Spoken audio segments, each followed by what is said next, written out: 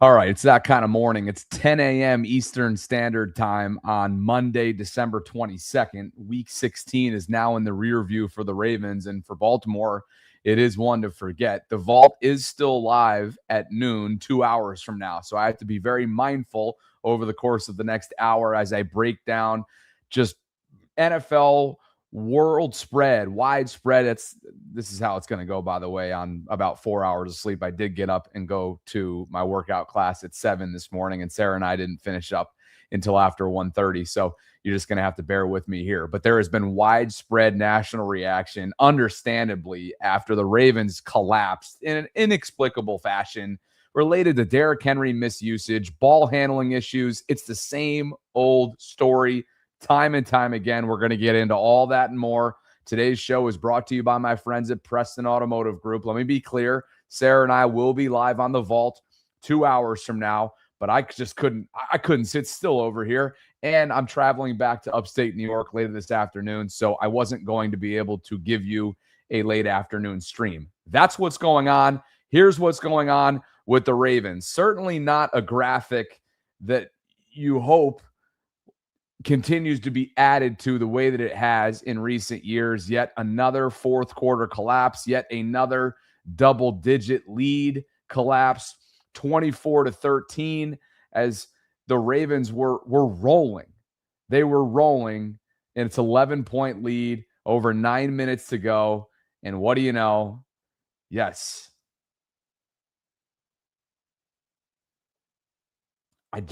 You run out of words.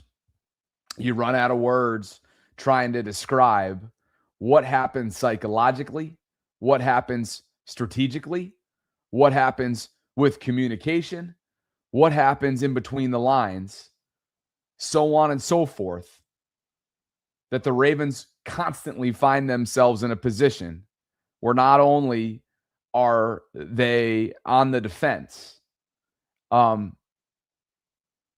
they reach their breaking point so easily. And whether that's because of not having short memories enough after self-inflicted wounds, whether that's the inconsistencies between head coach and play caller, or ultimately the lack of execution by the personnel, which is what we saw yesterday again in the form of 2 turnovers, both of which were ball handling or a lack thereof. So it's a graphic that continues to, and by the way, this isn't even the biggest graphic out there. These are a number in recent years of collapses under John Harbaugh's watch, and that now has them not only on the outside looking in, but no longer controlling their own destiny at 7-8. Pittsburgh leads the way in the AFC North. If for some reason the Cleveland Browns, the lowly Cleveland Browns, can beat Pittsburgh at their home place next weekend, and the Ravens find a way to beat Green Bay at Lambeau, there's a lot of ifs there. You have no idea whether or not Lamar will play. You have no idea whether or not Jordan Love will play. Micah Parsons will be down for them, having torn his ACL last week. But the bottom line is there are a lot of ifs that need to become whens should the Ravens want to actually be in a position to play for something meaningful, meaning the AFC North and ultimately a ticket to the postseason, Week 18 in Pittsburgh, which will be the regular season finale. Denver would be the top overall seed right now. The Broncos clinched a playoff berth. So too did the Patriots last night, rallying to beat the Ravens in that fourth quarter. New England's 12-3. Those are your 2 playoff teams at the moment. Jacksonville at 11-4. They're still in it mathematically to be the top overall seed. It's going to be an interesting next couple of weeks from a seeding standpoint. And again, Pittsburgh would be your 4th and final divisional winner that would host a home wild card game as things stand right now. Chargers, Bills, and Texans, all your wild card teams outside of the division leaders. And again, you see where the Ravens are right now, even behind the Phillip Rivers-led Indianapolis Colts at 7-8. Like I said, national reaction is pouring in. Tony Dungy, Rodney Harrison among those, courtesy of Sunday Night Football on NBC last night postgame. Absolutely ridiculous what they did, Coach, in terms of trying to run the football. How do you not have Derrick Henry on the football field the second half? That's the one guy the Patriots did not want to tackle. None of them guys, the linebackers, the safeties, the secondary, they wanted no part of Derrick Henry. And I totally understand you go in with a plan. We're going to alternate our backs, and we're going to play Henry a series, then we're going to play Mitchell a series. But if Steph Curry just hit 6 3-pointers in a row, you don't take him out and say, oh, this is your time to rest now. No, Derrick Henry was on fire. They couldn't stop him. You've got a lead. You got to protect the lead. He did not touch that. Not only didn't touch the ball, didn't touch the field for the last 12 minutes of the game. I'm going to just say this. I absolutely at times hate the Ravens' offensive strategy. And if I'm Coach Harbaugh and I got Derrick Henry, what are you saving him for? You saving him for next year? You might as well run him now. That's the reason why you redid his contract. You paid him a lot of money for moments like this. There's no way those other guys. Coach, we were sitting there talking about it. Yes. They were getting 7-8 yards. Easy. It was easy. And he took Derrick Henry out, and it cost him the game. And it was Todd Monken. And that's the problem with the Ravens offensively. And then they picked up the first down, so they had another opportunity to put him in the game at that point when they were up 3 at that point in time, Coach. If you're the head coach, offensive coordinator, I understand. If you're the head coach, Coach Harbaugh, what are you saying with Henry standing next to you? I'm looking over there, and he's standing next to me, and I'm saying, why are you over here? Are you hurt? And he says, I'm okay. Go back in the game. You're in the game. You have to be. And this, with our season on the line, and the way he was running tonight, and the way they had problems stopping him, at least I'm gonna. Even if I want to throw the ball, I'm gonna put him in there and fake the ball to him, so the whole team is going to jump on him. It just did not make any sense to me. You saw when he was in the game, Zay Flowers was taking off because everybody was stacked one-on-one coverage. Everybody's at line of scrimmage. It just did not make sense to me.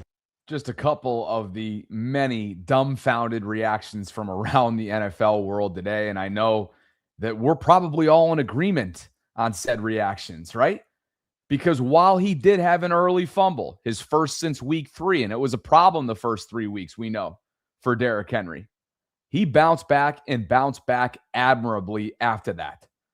Guys, he was averaging 7.1 yards per tote. He finished with 18 carries, 128 yards, 2 rushing touchdowns, and a long of 23. The Ravens were getting anything they wanted, whenever they wanted, however they wanted it on the ground. And yet at the 12-minute mark and 50 seconds to be exact, when Derrick punched in that go-ahead touchdown by 2 scores, 11 points, that'd be the final time that Derrick Henry touched the football. John Harbaugh was asked about it, pressed about it last night, starting with my co-host on The Collective, Jeff Zaribek's question as to why Derrick was not involved in the game plan in the second-to-last drive. There's a follow-up included there by Luke Jones. Listen to how Harbaugh fielded those questions. Back in the game, I think we had Keaton start the game. Derrick and Keaton had talked about that. Keaton had started the other drive, and Derrick came in and finished it off, so it's part of that rotation. He was going back in the game, then we got stopped. I think we had, 2 carries on that out of the 4 plays, maybe? 5 out of the 6 plays. Were you happy with the play call? First down pass there. You mentioned Keaton getting a couple carries, but don't you want Derrick Henry in the game at that point? I mean, it's kind of I look back and I say, Let's pause that for a second, because too often, and maybe not too often is maybe not the right word, oftentimes we are all quick to be like, oh man, this question should have been asked, or that question should have been asked, or why didn't they press him on that, or this, that, right? And having sat in those chairs from a press conference standpoint during my traditional media days, it is easier said than done because there's a lot of dynamics that happen within that press conference setting. Luke Jones throwing in that follow-up question right there, I think speaks for all of you today. And I just want to salute when typically we talk about what reporters don't ask. Let's do the same when they do ask what we're all wondering the answer to. So credit Luke, more from Harbaugh last night. Play call's the play call. If it works, we're thrilled about it. If it doesn't work, we're not happy about it. We tried a first down run the second part of that drive and got nothing. So, those get stopped too, especially when they're all up there in the line of scrimmage. So we had an RPO call that ended up being, it could have been thrown actually, and it was given, and they ended up stopping that. I think we got 3 yards on that one. So I don't like the drive at all. Looking back, would I rather have Derek starting the drive? Yeah, but Derek was kind of ready for Keaton to start that drive, and then he was planning on coming in next. So they were working that rotation. You look back on it, I think it's pretty easy to say, hey, he should have been in there or shouldn't have been in there. But we're rotating those guys throughout the game as two backs, And but yeah, game-winning drive. Do I want Derrick Henry on the field? Sure, I do want him on the field. You can count on almost two hands this season where John Harbaugh has basically either called out his coordinator by name or done so indirectly, as he did again last night. And it just speaks to what I think is the elephant in the room. What the hell is going on between head coach and play caller booth? Why, as Rodney Harrison noted last night, why did you bring Derrick Henry to Baltimore just to not use him? Rodney said, quote, "That's the one guy the Patriots did not want to tackle. I absolutely, at times, hate the Ravens' offensive strategy. What are you saving him for? You saving him for next year?" For John Harbaugh, in terms of his tenure in Baltimore, there may not be a next year. That's ultimately up to Steve Bisciotti, which reminds me, where are you guys at with the poll? Over 80 votes and counting, or excuse me, it just populated. The votes are tallying up and refreshing literally as we speak. Over 140 votes and counting. And I asked you, who deserves the most blame this morning? John Harbaugh leading the way at 77%, Todd Monken at 13%, Steve Bisciotti at 9%, and Zay Flowers at 1%. There's a Discord link to join the community for free that's pinned to my live chat right now. This comment from D. Sully earlier this morning caught my attention. D. Sully wrote, "Was at the game last night. Everyone in our section was saying, oh, Henry must be injured. Turns out it was just malpractice." I think that word tends to be overused when it comes to critiquing teams in today's professional sports media world and the fandom side of things. Not today. That is a worthy word of describing what the Ravens did last night. Dan Orlovsky weighing in on the national reaction side of things. The equation, Dio. The Ravens lose again. What are we supposed to make of Baltimore right now? I think this is the most disappointing team in the NFL this season. And when you're that, something will have to change. Like, look at this right here. We alluded to this in the highlights. This is the wild. Final 12:50, yeah, your closer's on the bench. But one of the problems is this is far too often a common occurrence where we sit there and go like, how come Derrick Henry's not getting the ball more? This team, unequivocally, was the most talented roster in the AFC and rightfully so, the AFC Super Bowl pick. Yeah. Like the most disappointing team this season may just be the conversation starter. We might be going back years. We might be going back a decade.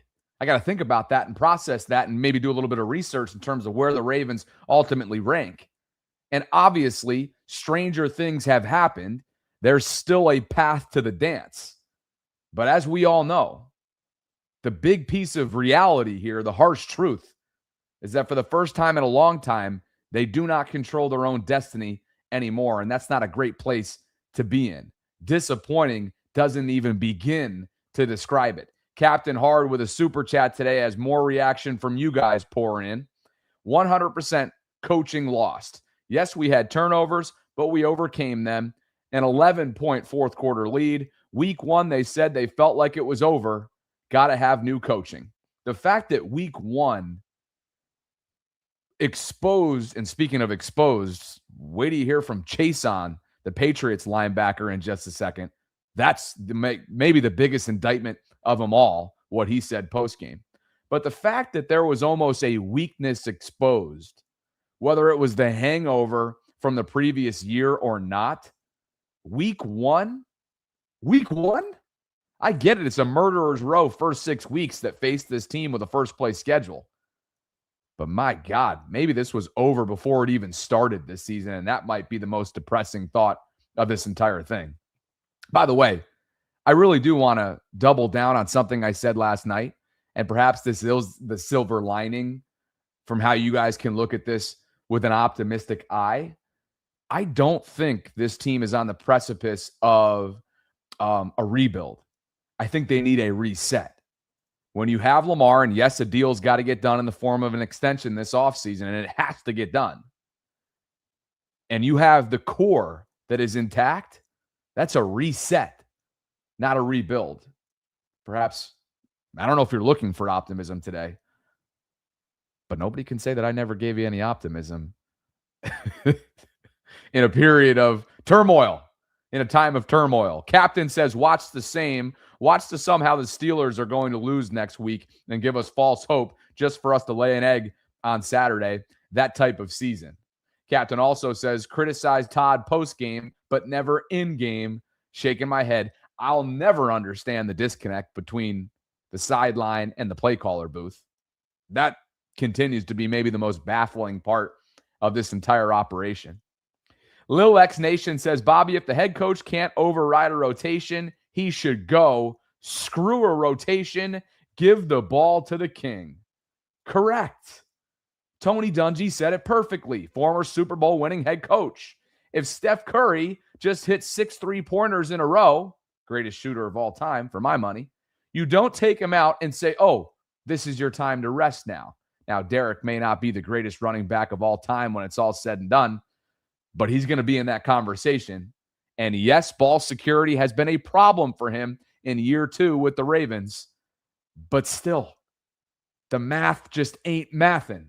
Throw him out there. I know he's had high leverage fumbles. I have documented every single one this season. 4 to boot, by the way. 4 to be specific. It had been a while, week 3, since the last time he coughed up the football. But still, I'm willing to live and die on that sword. Can we agree? Dungy went on to say, no, you've got the lead. You've got to protect the lead. It just did not make any sense to me. The king, having to answer post-game, as he always does, the consummate professional, had this to say post-game. That second last drive, were you surprised that you were not in the game for the offense, given that you just scored a touchdown? I mean, no, we've been doing a rotation for I don't know how many weeks. Keaton doing a great job, and in the run game, and we both been in there doing the best we can. We got a lot of good players, so everybody has to get their touches and get opportunities. So, and Keaton is deserving of it. Didn't work out that way, but another opportunity to look for it next week. This one definitely hurts.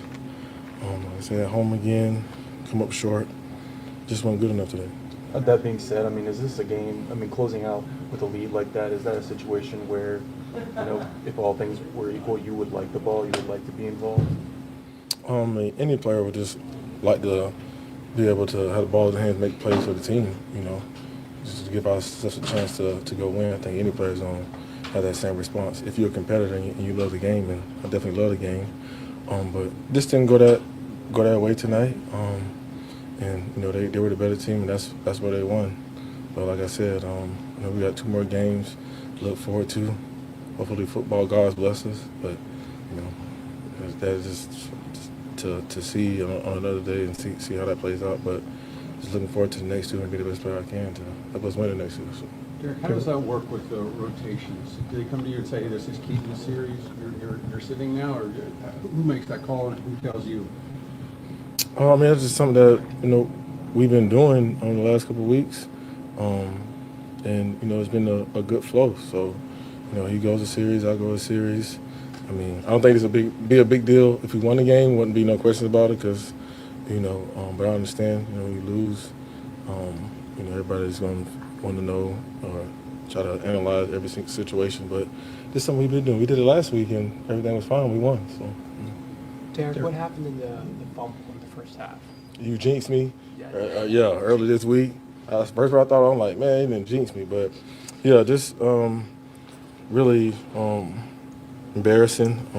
I feel like some of that momentum that we had in that drive, like we would have scored. It would gave us 7, so I took 7 points away, and I feel like that took a little bit momentum from the team and the defense, and they went on a long drive and scored. It's just been disappointing, you know. Kind of like this whole year, you kind of work hard to be the best player you can, be consistent, and have the most success, and sometimes it don't go that way, which is upsetting. But like I said, I'm gonna keep working and try to do my best for this team. But yeah, this year has kind of been frustrating, not as a team, but like for me as far as my play and just the mistakes, you know, that cost the team. Derek, we just talked to Lamar, and we saw the anguish in his face as he was talking about, you know, getting hurt again and trying to get out there. I mean, has that just been kind of an awful thing for you guys to watch, sort of seeing him get derailed again and again by these things? Yeah, you never want to see your QB, your leader of the team, best player on the team, go down like that.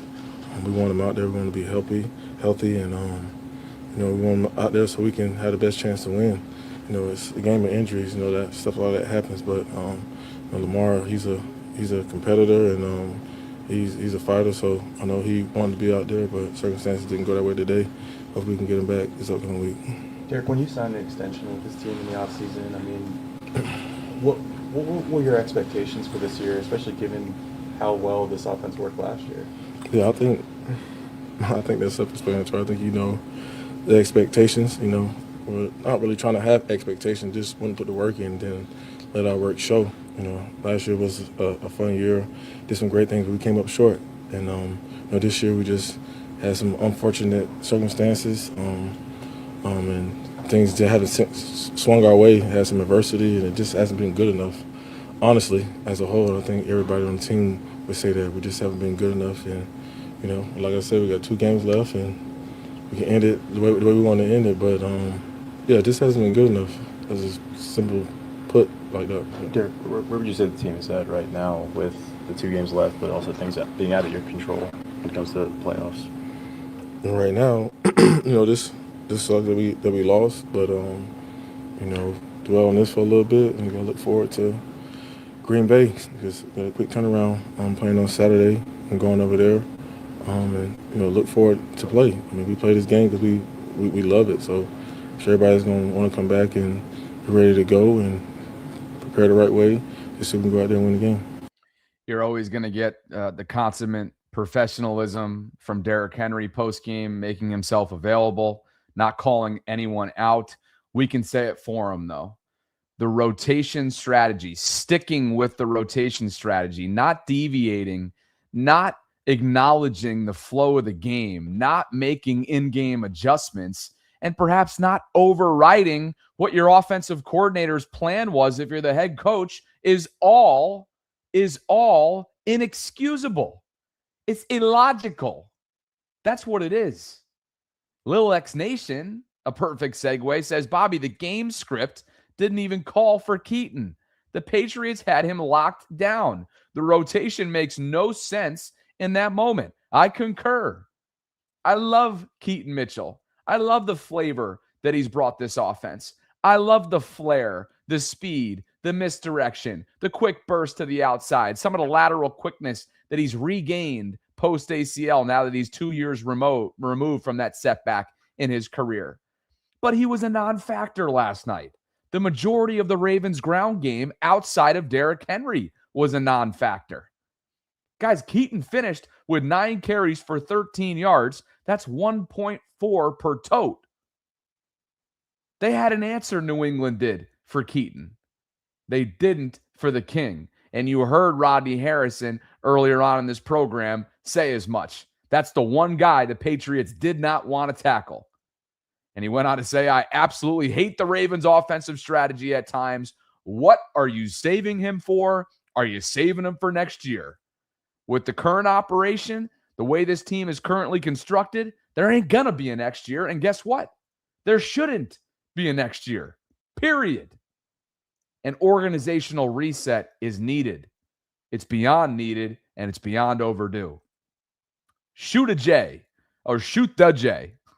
Shoot the J says, I know I'm reaching into the past, but this type of malpractice really makes me wonder, was Greg Roman really the problem? You really are reaching into the past for sure. I think they needed to move on from Giro. Giro did wonders for the ground game in Baltimore. Certainly allowed for Lamar Jackson to have one of the best, most historic individual seasons in the history of the NFL in 2019. A lot of his pulling concepts, the RPO game, the trickery, what they brought to the table was historic. Nothing short of historic. Where I think they leveled off was, as Steve Young put it, the lack of sophisticated passing attack. And they needed a pro-style offense and a pro-style offensive coordinator, which is ultimately why they tapped Todd Monken. And he's done exactly that. But the abandoning of what your identity is, I just don't know how you answer for it. John Harbaugh did his best. He attempted to answer for it last night, and he came up short. Derrick Henry had 24 snaps on the offensive side of the football last night. That was good for 44% of the share. Keaton Mitchell had 19 for 35% of the share, and Rasheen Ali, 12 snaps for 22% of the share. But that doesn't matter. Like the snap count shouldn't matter. Like, I don't even care about the snap count. Make him get him involved in the game when it matters most. It's closing time. Throw on Mr. Brightside. That's what it was supposed to be. Instead, you're looking at an 11-point lead in the face and starting to get cute in the game's final drives. Oh, and not to mention, when that happens, defensively, you start opening up and becoming susceptible to the deep ball, becoming susceptible on 3rd and long. Drake May completed 4 of 5 passes beyond 20 air yards against the Ravens. That's a career high, 111 yards and a touchdown. He threw for well over 300, by the way. His first 300-plus game of his career, 380 yards, 31 for 44. He dropped back 44 times for New England last night. 2 touchdowns, an interception to Marlon Humphrey, and a quarterback rating of 102.5. In some cases, you want to tip your cap to what Drake May put on tape last night. Couple moon balls that were absolutely exceptional.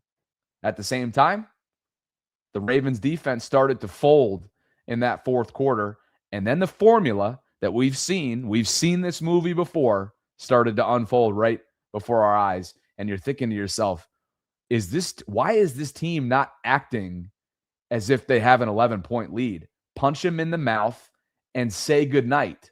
Instead, they become susceptible. I think maybe the more valid word is they become vulnerable. And that right there may be the biggest indictment in this John Harbaugh era. Why is it that you become vulnerable in moments where you have a stranglehold? It's supposed to be night time, not wakey, inexperienced, right? Almost like on your heels. No, that's supposed to be finish the game time. And you know how you finish the game? You bring in Mariano Rivera, a.k.a. the NFL's Derrick Henry. For fuck's sake, says, this whole season has felt like next man up to bring us down. Defense, turnovers, drops, bad decisions, missed blocks, personnel, play calls. Just something every time it starts to feel good. For fuck's sake. Say that with my chest. Captain says, heavy run or heavy pass. Can't get a balanced offensive coordinator. Shaking my head. Guys, speaking of the word indictment, what I heard from Kaylavon, is that how you pronounce his name? Kaylavon Chason? He's the linebacker, talented one at that, talented linebacker for the New England Patriots, who, of course,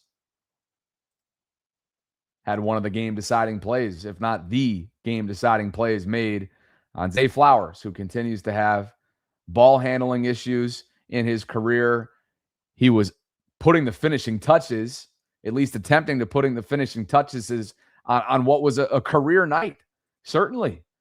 I mean, he was, and when I say career, just his overall impact in the game. The numbers weren't out of this world astronomical, but he had 7 receptions for 84 yards, an average of 12 yards per catch.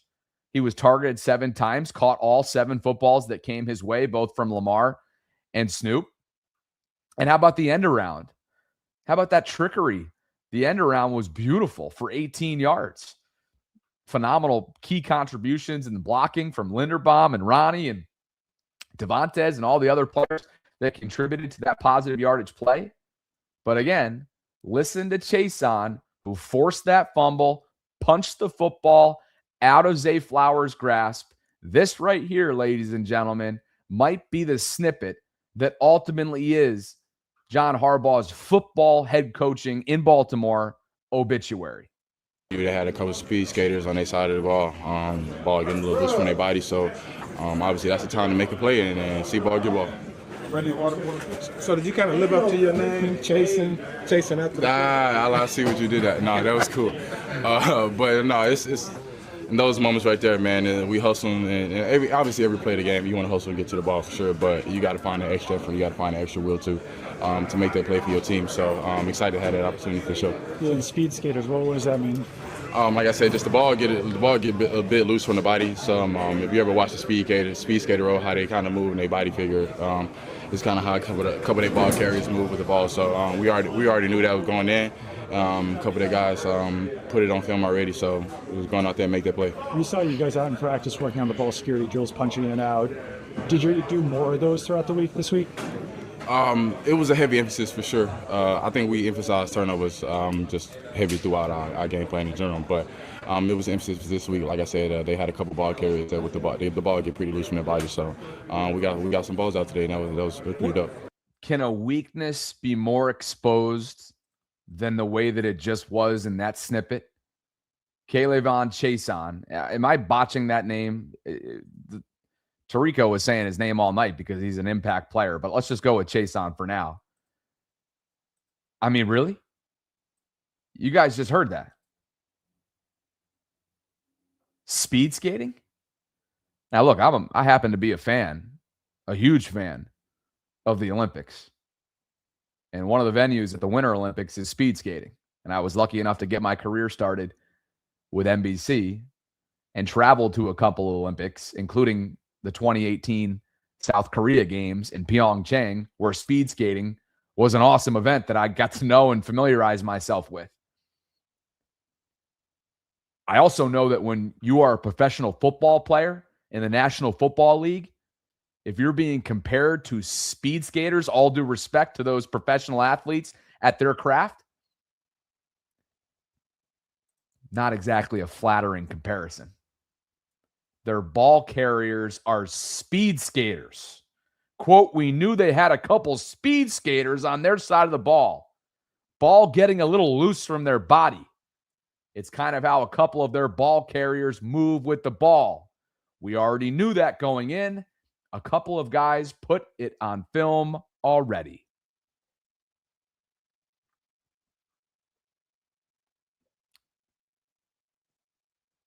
I don't know how you expose this team's weakness, the narrative around this team, and shit. I mean, maybe it's not even a narrative at this point. Maybe it's their identity.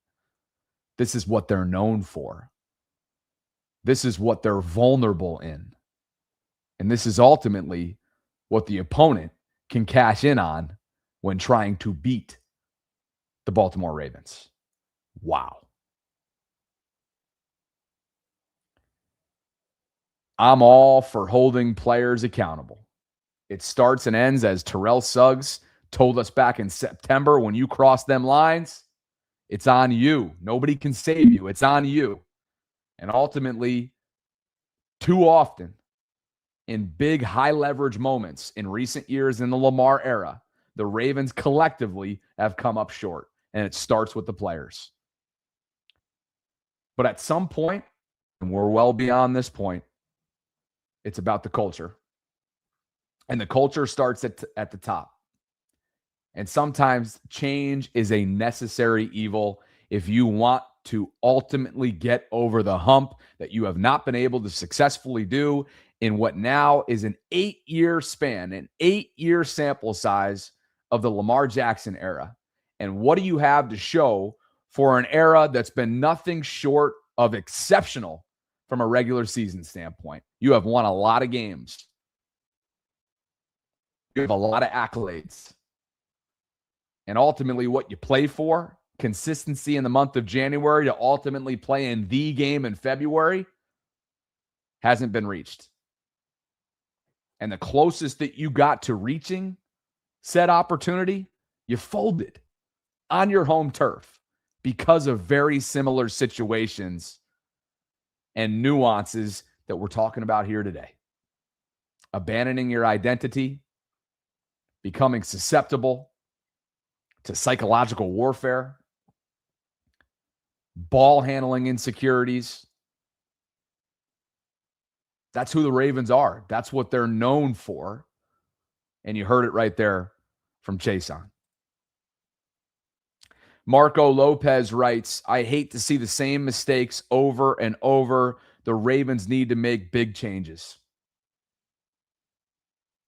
You hope that Steve Bisciotti hates seeing that over and over and over again. Marlon Humphrey was quoted for saying within the last couple of years, right, in a frustrated moment at a media scrum, that insanity is doing the same exact thing, the same exact routine, the same exact tendencies, so on and so forth, over and over again, and expecting different results. The Ravens aren't getting the result that they signed up for and that they play for. It's time for a change. It's time for an organizational reset. Craig Zero writes, Harb should have been gone since 2018. What's up, Manny? Harb should have been gone since 2018. Lamar saved his ass. Lamar has to be called up for his to be gone and get a new offensive line or no signing the new contract. The offensive line played really well last night. Obviously, they've regressed as a whole when you evaluate this season collectively, and they do need to replace both of their guards, I think, for a lot of our likings. But that offensive line was moving bodies last night. Tyler Linderbaum received an entire highlight package for his efforts in the run game last night. Ronnie was pulling his ass off. Fa'alele opened up and cleared a path for Derrick Henry on his first touchdown. That group was moving bodies last night. They were winning the trenches. This was a wasted performance. Captain writes, Lamar's teammates, too many times his teammates have had bad turnovers or drops, and we'll get a turnover and then get it right back. We have to lead in that category. Speaking of Lamar, he was kind enough, professional enough to catch up with reporters post-game. Did not have to. He's an injured player, obviously. He left in the waning moments of the first half with what was described as a back injury. Ian Rappaport from NFL Network referred to it as a back bruise on NFL Network earlier this morning. But Lamar, again, did not have to speak with reporters post-game, but he did make himself available. He was in extreme pain, as he himself said, and other beat reporters noticed just from the eye test, leaning up against his locker. Here is Lamar. The knee in the back, that close over. Yeah, my knee was good. My legs felt great tonight. I just got kneed in the back in the red zone. Just couldn't finish the game. I was trying, got a tore it all shot and stuff like that, but still ain't get no better. Yeah. Lamar, has this just been kind of a terrible season in that sense, in the sense that it just feels like this stuff keeps happening to you? Yeah, man. It's BS, bro. I can't control that, dude. Like, I'm on the ground, like I'm down. I gave myself up. I got kneed in the back. But yeah, for the most part, you can say that because getting injured and then we fighting for a chance to make the playoffs. I can't finish the game with my guys, so it's BS. Lamar, was there any point at halftime or on the sideline where you tried to throw a ball and it was just too big? Yeah, I was in here trying to throw it with one of our trainers, calf. But I could, it just hurt. Did it aggravate anything that's pre-existing for you? No. They didn't do anything tonight. Do you think they'll be able to play at all this Saturday? Yeah, that's the goal. Like, we're going to do CAT scan or whatever tomorrow and then see what it shows. Lamar, you touched on it, but what's the emotions for you when, you want to be out there to play, especially Like I'm mad, man, cause like I felt like the game was in our favor, you know. Don't get me wrong, my brother got out there, it still was in our favor, you know. But I don't know, I can't control that, man. I wish I could, but I can't control it. Mark, just how frustrating all the injuries and all season, and then to lose a game, kind of the way you guys have lost games with kind of injuries and missed opportunities. Yeah, the injuries at the beginning of the season, you know, that was I was past that. You know, I'm past that. Like I said, we was fighting for a position. We're still fighting for a position, you know, to make the playoffs. I felt great tonight, like I said. Unfortunately, that happened. I wish it didn't, though. How much pain are you in right now? It's pain. It hurt. Yeah. It hurt. One more for Lamar. What's it like just to know that your guys' playoff destiny is no longer in your control? You gotta leave that up to God, you know. We can't. All we can do is control what we can control, you know, just watch film, and hit the practice and work, and then just went out. That's it. Oh, man. You can just watch him. You can see that he's wincing, that he's in considerable amounts of pain as he's making himself available post-game. And I know a lot can happen in 6 days in an NFL building, meaning they've got the resources and the deep pockets and the training staff and the rehabilitation options and like you name it. They can get these players right more so than anybody can in regular life. How is that player? How is Lamar going to play 6 days from now on a short week in Green Bay in frigid temperatures at Lambeau? How the hell is Lamar going to play? Ian Rappaport, NFL Network, gave an update on Lamar earlier this morning, courtesy of Good Morning Football. Then Ian Rappaport, status update, please. I think it's fair to say the status of Lamar Jackson is up in the air, as it has been far, far too often this year. So first of all, the injury last night. He got kneed in the back, which means essentially it is a bruise in the back. Now, that would likely label him day-to-day, and you would think, and he said as much after the game, that he was hopeful to be able to play on Saturday, not Sunday, so no long week, on Saturday against the Green Bay Packers. But because it's Lamar Jackson, you simply don't know. And if you are getting frustrated, let's say you're a Ravens fan, you're getting frustrated at Lamar Jackson's lack of availability, so is he. It has been a year from him, from hamstring to toe to foot, ankle. On the injury report, it seems every week. He gave himself up. Yesterday, Craig Woodston still need him in the back. Lamar Jackson said, quote, "It's BS. I'm trying to give myself up. I get kneed in the back and I can't finish the game. It's BS." Lamar is frustrated, as is everyone else, but day-to-day moving forward. And I think just to be clear, I don't think he was calling the Woodson hit there the knee BS. I think it was BS that my interpretation of that was more so, it's BS that I've been dealing with all these injuries. And boy, has he ever.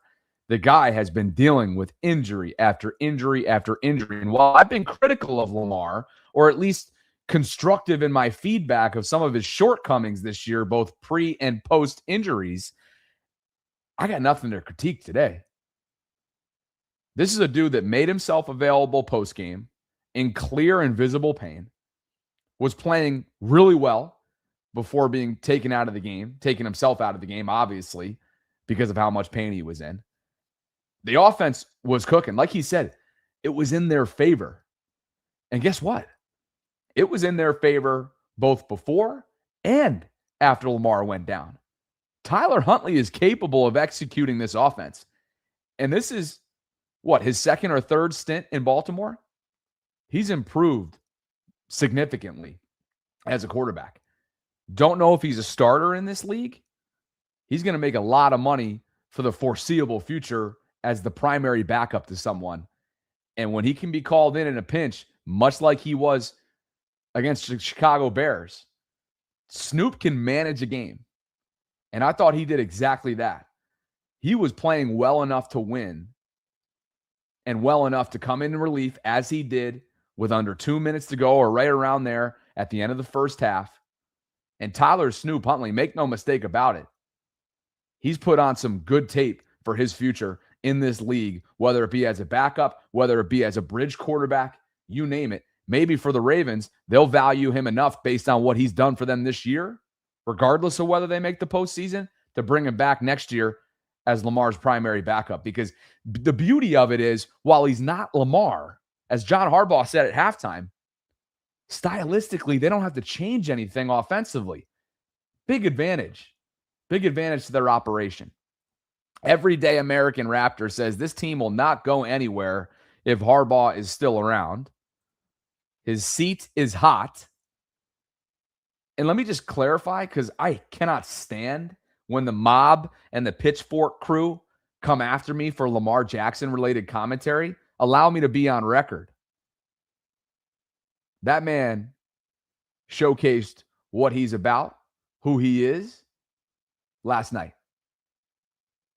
Both in defeat, both in pain, and how he ultimately had himself ready on a week where he popped up with an illness, weeks removed from, you name it, hamstring, knee, ankle, foot, toe, illness, now back, 6 or 7 ailments.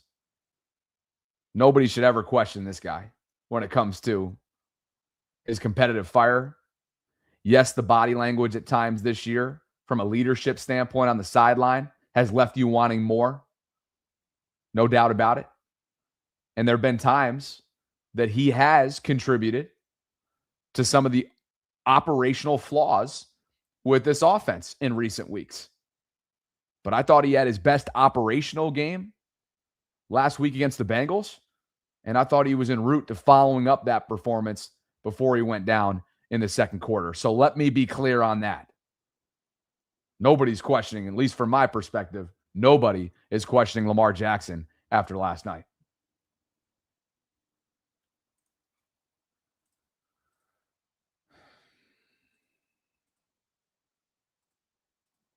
AFC playoff picture, just in case you missed it off the top of the show.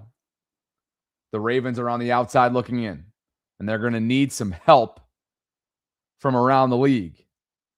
Most importantly, next weekend, Cleveland, the Browns will host the Steelers coming up next week. The Ravens, on a short week, will travel to the Packers on Saturday night at Lambeau Field.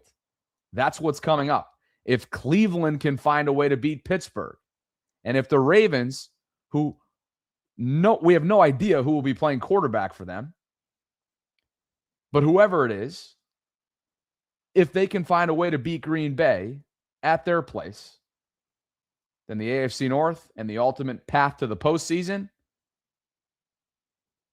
all rides on Week 18 in Pittsburgh.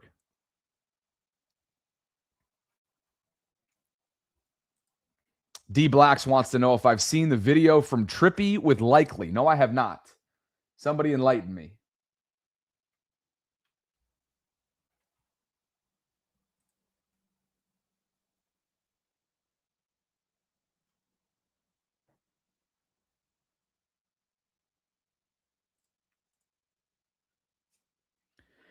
C. Schulman says, can we get Bobby to cheer up? Pure Grinch vibes in here. You can't ever win, Schulman, can you? I give it to you straight, there's a problem. I'm constructively critical of Lamar, there's a problem. Talking about his competitive fire and spirit, and while nobody should be questioning his will and toughness and everything, there's a problem. You just can't have it all, can you? You can never have it all. And that's where I'll leave you. Because C. Schulman is upset that I'm not singing rainbows and sunshine on this Monday, the day after the Ravens season likely ended. Mathematically, that's not the case. It's an uphill battle for them moving forward. I will catch up with you guys in an hour and 10 minutes. An hour and 10 minutes inside the vault.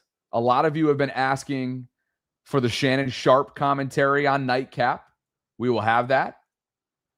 We will also have a number of other topics, including our reaction to the continued reaction that pours in from around the NFL world, aimed at John Harbaugh, aimed at Todd Monken, aimed at Zay Flowers, aimed at the Ravens' shortcomings, and ultimately why we stand as we currently do as the Ravens currently do on the outside looking in at the postseason. G Money Bag says, you can't judge how hurt he really was, Bobby. You sound ridiculous. No, you sound ridiculous. You want to know why? Because when I say what everybody wants me to say all the time, and I give Lamar his due when it's due, which it is due today, there's still a problem. So which way you want it, G Money? I got 4 hours of sleep last night. I got time before we get into our power hour and prepare for the vault. The second stream this morning. I got a little bit of Celsius right now. How much you want?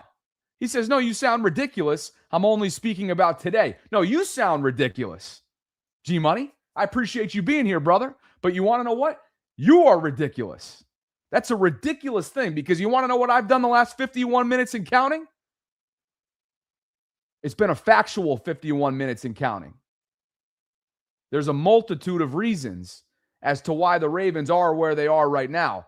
Lamar is not above that critique. But in recent weeks, it hasn't been about Lamar, has it?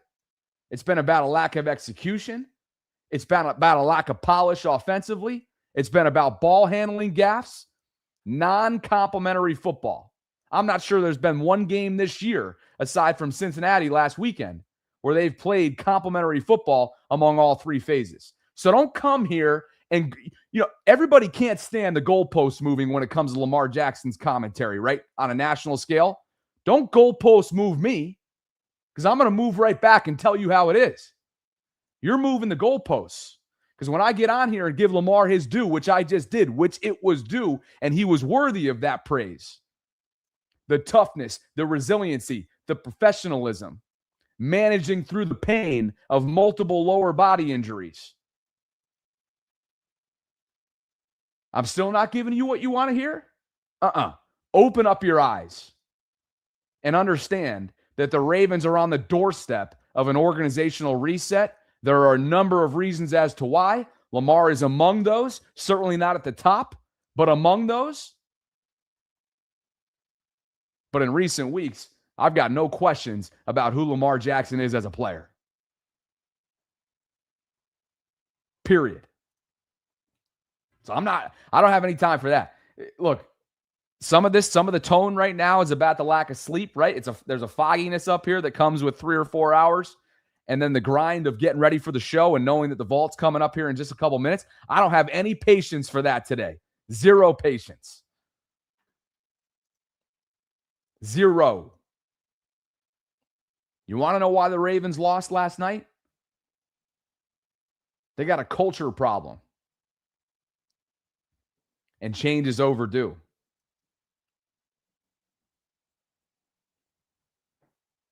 Where's the poll at to get a feel for where you guys are this morning? I was supposed to wrap up this show 5 minutes ago, and then G Money sent me on a tangent, didn't he? Nearing 400 votes, and who deserves the most blame this morning? John Harbaugh overwhelmingly at 81%. Todd Monken is 10%. Steve Bisciotti is 8%.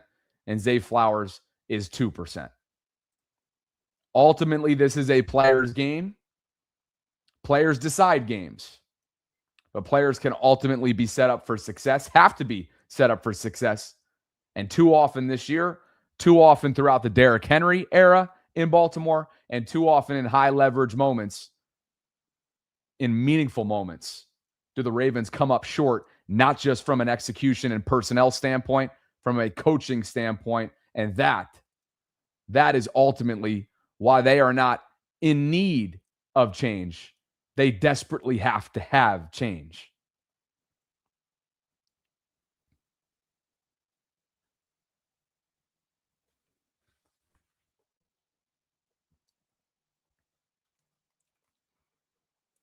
Everyday American Raptor says, if the Ravens have the fire Bobby has, the team would actually win.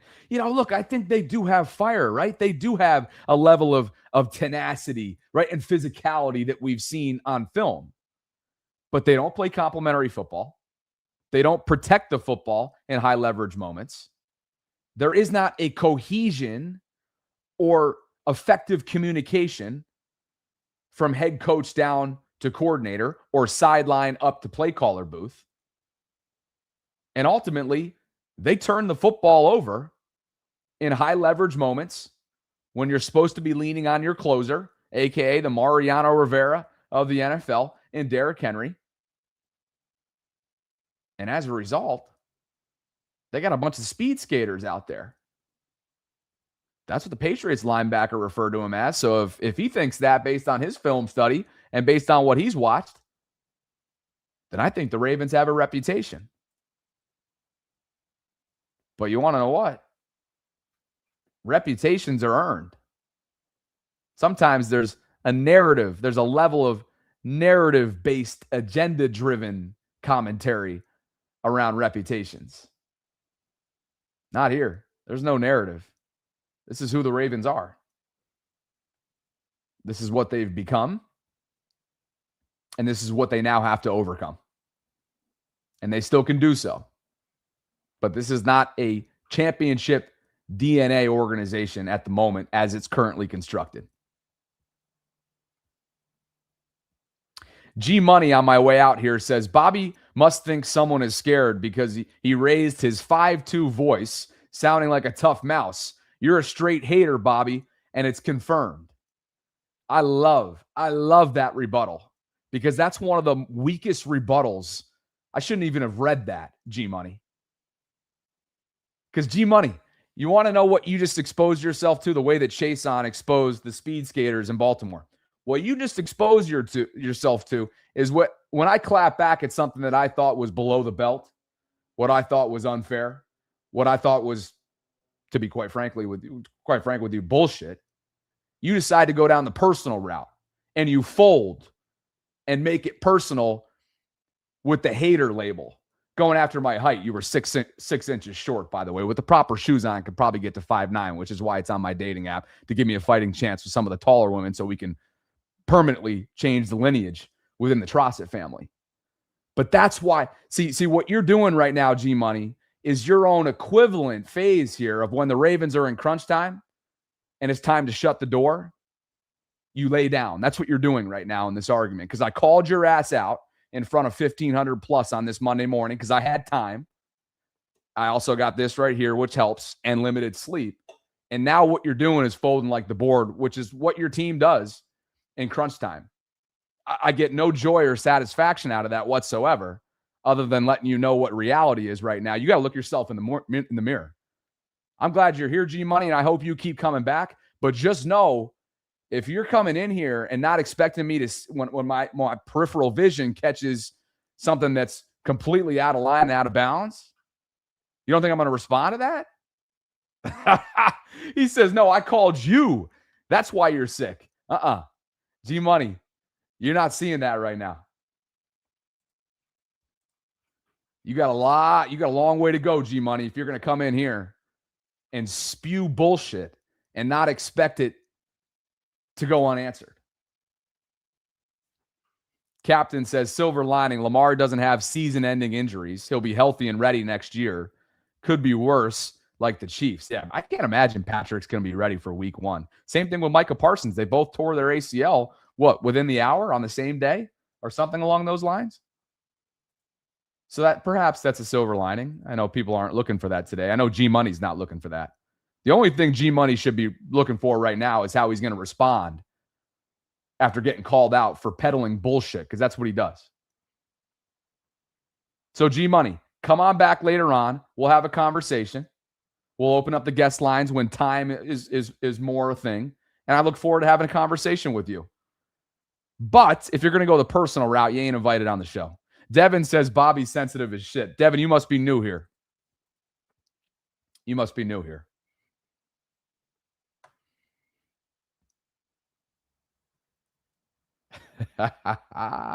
G Money is backtracking now, boy. Look at him. He is on the defense right now. He is in the Ravens in the fourth quarter. G Money, that's your problem. I think you're watching too. I think you're scarred by Ravens football. Is that what's going on here? He says, no, I don't have to look myself in the mirror. And the fact that you said my team tells me everything about you. It ain't my team, G Money. I don't have a team. I do this for the love of the game, for the love of the sport, for the love of content creation, for the love of entrepreneurial spirit. Come on, G-Money. You got to get with the program, brother. It's Monday, and I got time for your ass. I got to go get ready for the vault. We're an hour out from the second stream today. I look forward to that. Shannon Sharp will be a major component from the content side of things coming up in an hour. I look forward to it. I look forward to seeing you guys inside the vault. Like the video on your way out. Subscribe to the channel if you haven't already done so. Hit that notification bell. Consider becoming a channel member or gift-giving membership today. And maybe checking in on G-Money and convincing him the next time I'm live and I open up the guest lines to join the program, because he and I got to chat. Preston Automotive Group, on my way out here, is the exclusive sponsor of this episode and one of my longest standing supporters. Bobby Baltimore subscribers get access to 2 exclusive offers at Preston, one of which is a $500 credit that can be used towards purchasing a new or pre-owned vehicle. The second of those 2, you can buy 4 tires and you'll receive 50% off your alignment. You've got over 3,000 vehicles to choose from, 3,946 to be exact. Scan the QR code today. It'll bring you to the landing page that you're seeing right now on the screen. You can search by make, model, or keyword. If you want to get down into the weeds as well, go to price, vehicle condition, year, make, location. They're all over the Baltimore area. A heavy presence on the Eastern Shore, Northern Virginia, Millsboro, Delaware, Lewis, Delaware. Take your pick. I appreciate them for their continued support of the program. Hey, just because, let me just finish here, all right? Let me just finish with this.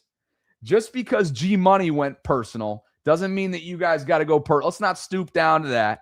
So don't go personal on him. I'm glad he's here. I'm glad he's a subscriber. We'll see if he is after the show, after this is all said and done. But I look forward to our face-to-face virtual conversation to continue our debate. All right? G-Money, we'll catch up with you soon. All 1,500 plus of you in the Twitter and YouTube spaces, thank you for spending part of your morning with me. Like the video on your way out if you could. Subscribe to the channel if you haven't already done so. Zachary Howard gets us on the way out, and he writes, we had a running the ball issue before, Todd. Everyone has lost their jobs besides the root cause, John. Love Bobby. He speaks facts. Zach, thanks for getting us on out of here on a good note, and perhaps change is on deck for the Ravens organization.